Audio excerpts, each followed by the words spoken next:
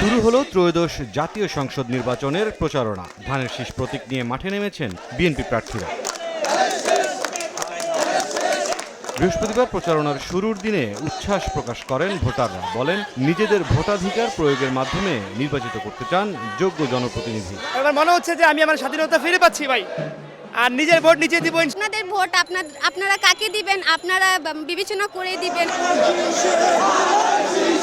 সকালে মিরপুর বুদ্ধিজীবী কবরস্থানে বাবা মায়ের কবর জিয়ারতের মধ্য দিয়ে কর্মসূচি শুরু করেন ঢাকা ১৬ আসনে বিএনপি প্রার্থী আমিনুল হক। পরে মিরপুর ১০ নম্বরের সি ব্লক এলাকা থেকে গণসংযোগ করেন। নির্বাচনের পরিবেশ নিয়ে সন্তুষ্টি প্রকাশ করে কোনো প্রলোভনে ভোটারদের প্রভাবিত না হওয়ার আহ্বান জানান তিনি। দু একটি রাজনৈতিক দল তারা ইতিমধ্যে ঘরে ঘরে গিয়ে মানুষের কাছে এনআইডি নাম্বার নিচ্ছে, বিকাশ নাম্বার নিচ্ছে।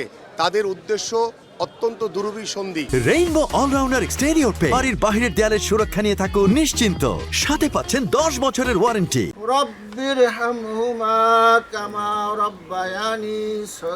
জুরাইন কবরস্থানে বাবা সাদেক হোসেন খোকার কবরের পাশে দাঁড়িয়ে মোনাজাতের মাধ্যমে দিনের সূচনা করেন ঢাকা ৬ আসনে ধানের শীষের প্রার্থী ইঞ্জিনিয়ার ইশরাক হোসেন। পরে বাংলাবাজার এলাকা থেকে শুরু করেন প্রচারণা। শোনেন ভোটারদের দীর্ঘদিনের জমানো অভিযোগ।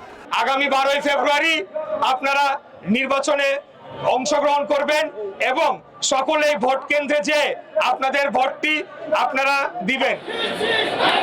দুপুরে শান্তিবাগ বাজারে গণসংযোগের মাধ্যমে নির্বাচনী প্রচারণা শুরু করেন ঢাকা ৮ আসনের ধানের শীষের প্রার্থী মির্জা আব্বাস। এ সময় জয়ের বিষয়ে নিজের প্রত্যয়ের কথা জানান। গণতান্ত্রিক, রাজনৈতিক, সামাজিক, অর্থনৈতিক সার্বিক নিরাপত্তা এবং উন্নয়ন। আমাদেরকে অবশ্যই এলাকা থেকে সন্ত্রাস, মাদক, চাঁদাবাজি দূর করতে হবে। আগামী 10 ফেব্রুয়ারি পর্যন্ত চলবে নির্বাচনের প্রচারণা। 12 ফেব্রুয়ারি নিজেদের ভোটাধিকার প্রয়োগ করবেন ভোটাররা। মুরসালিন হক জুনায়েদ, সময় সংবাদ, ঢাকা।